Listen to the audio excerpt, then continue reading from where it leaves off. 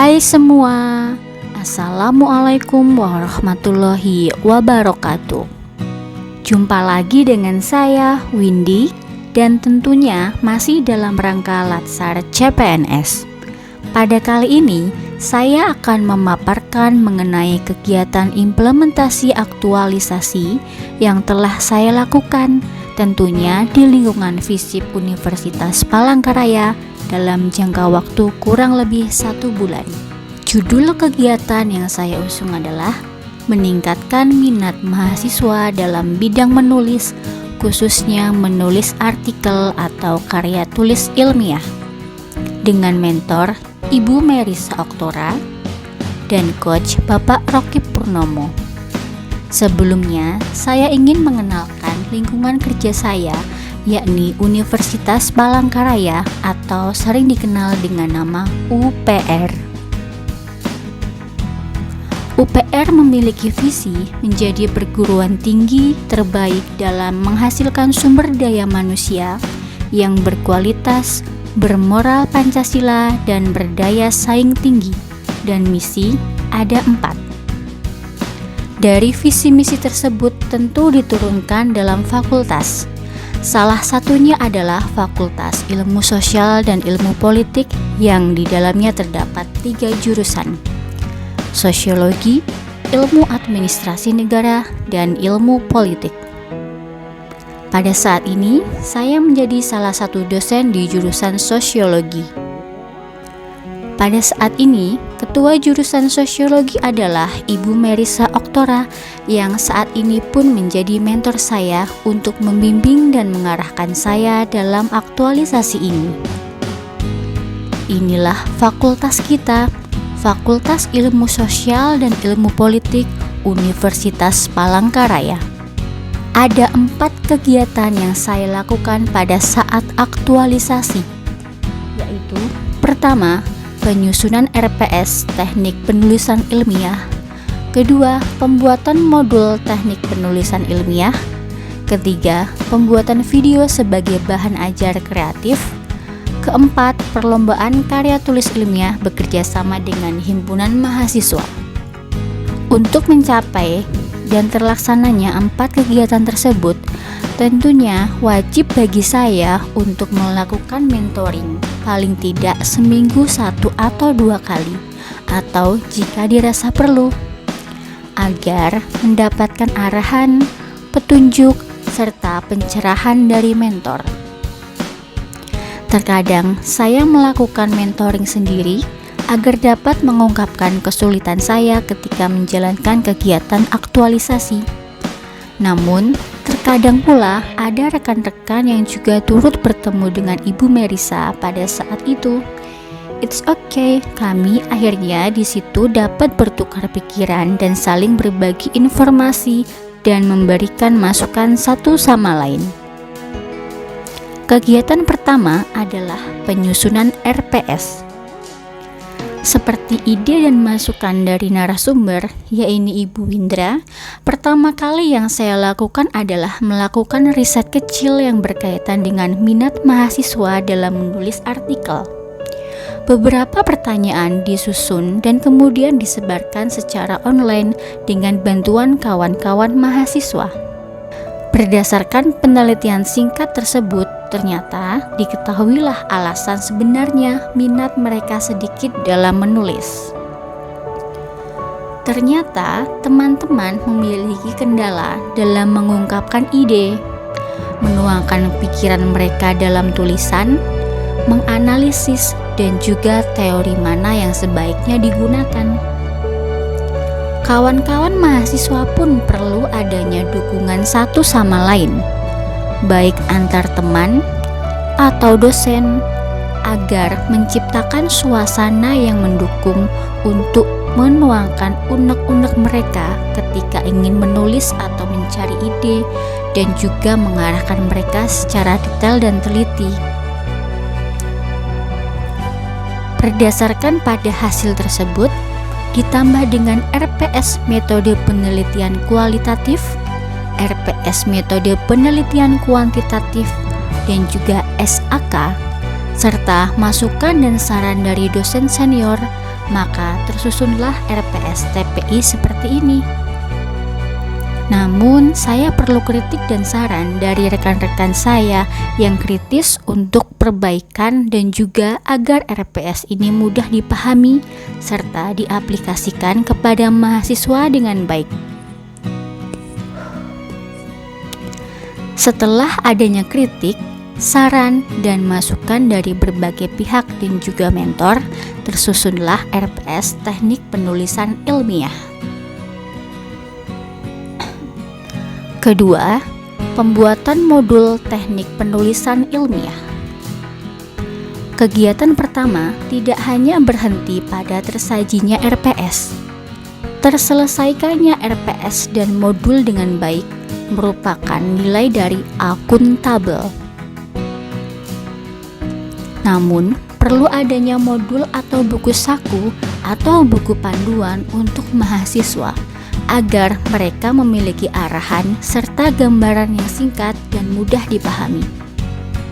Modul tentu saja harus dibuat sesuai dengan RPS yang telah tersusun, kurikulum yang berlaku, dan juga keperluan mahasiswa.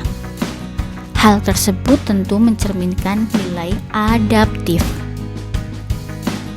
Tentu saja, mereka tidak akan belajar hanya dari modul saja, namun perlu adanya arahan secara detail dan teliti dari dosen pengajar di kelas.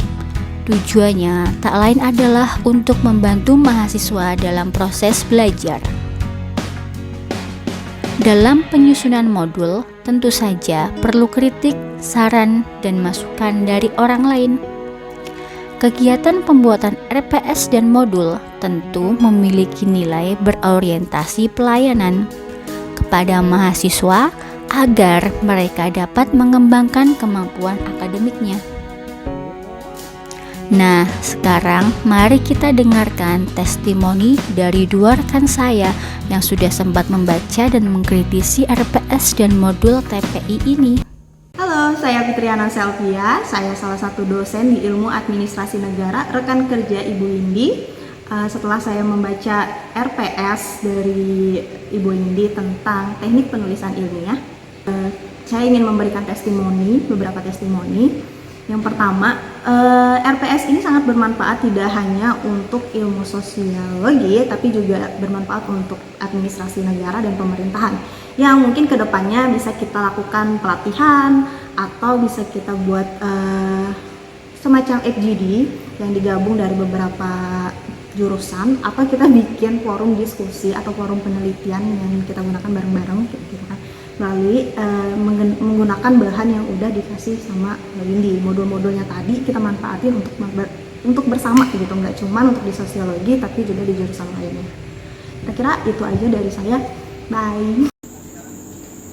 Oke, selamat siang semuanya. Kenalin, saya Nata.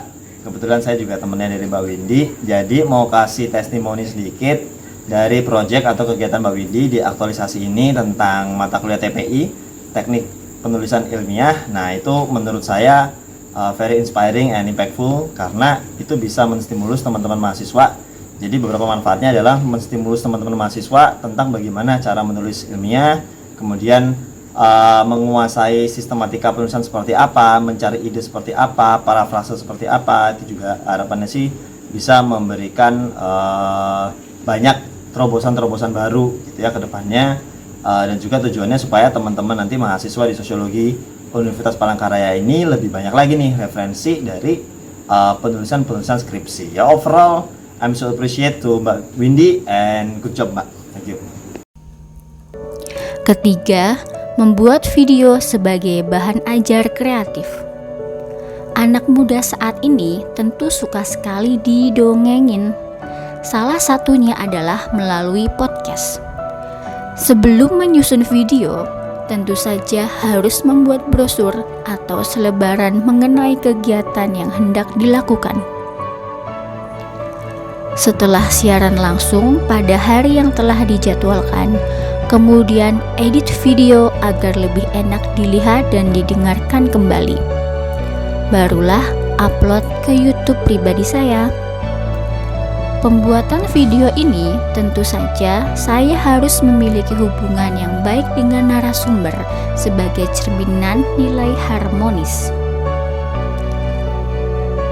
Hal ini pun saya harus memilih rekan-rekan yang memang berada di bidangnya untuk membagikan dongeng tersebut. Hal itu tentu mencerminkan nilai kompeten.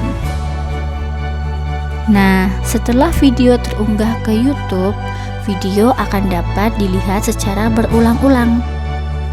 Mari dengarkan salah satu pemirsa dari video tersebut. Terima kasih, izinkan saya untuk berikan testimoni terkait tugas dari Mbak Windy. Yang pertama terkait penulisan yang bareng Mas Faiz Mao, di mana bagi saya pribadi itu sangat menginspirasi dan memberikan masukan yang begitu banyak kepada mahasiswa.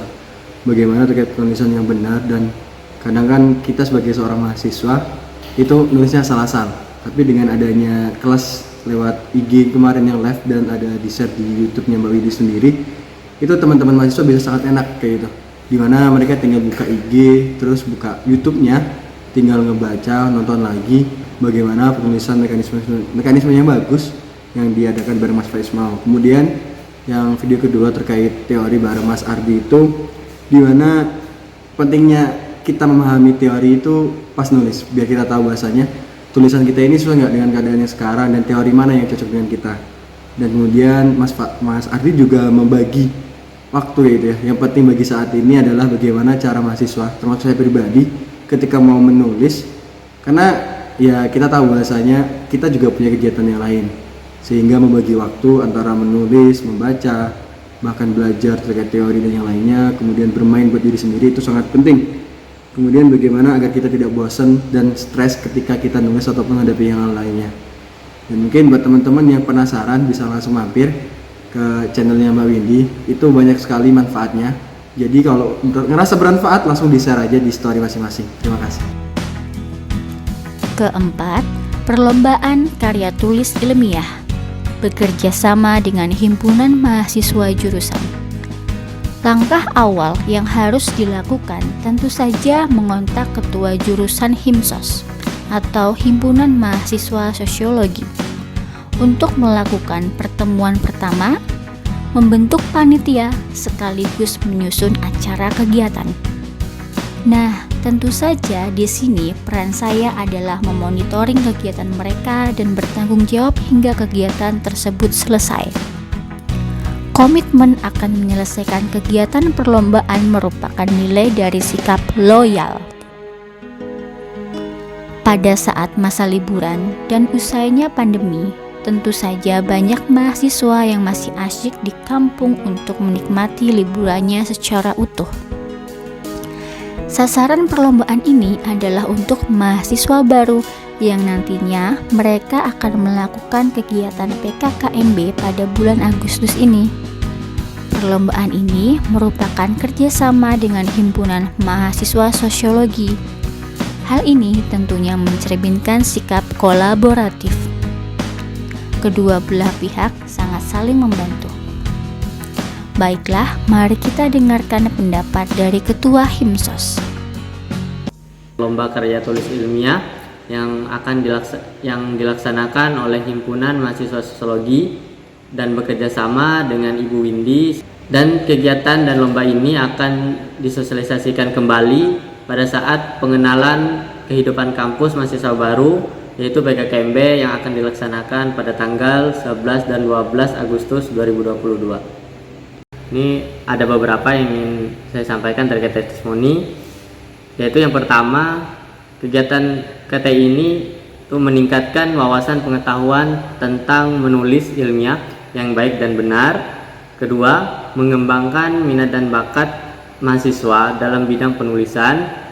Ketiga, membina mahasiswa dalam konsep pengembangan keterampilan. Dan yang terakhir, memotivasi mahasiswa untuk mempelajari penulisan ilmiah guna mengembangkan potensi pemuda Indonesia. Terima kasih. Demikianlah 4 kegiatan aktualisasi yang saya lakukan selama habituasi di lingkungan FISIP Universitas Palangkaraya. Terima kasih dan wassalamualaikum warahmatullahi wabarakatuh.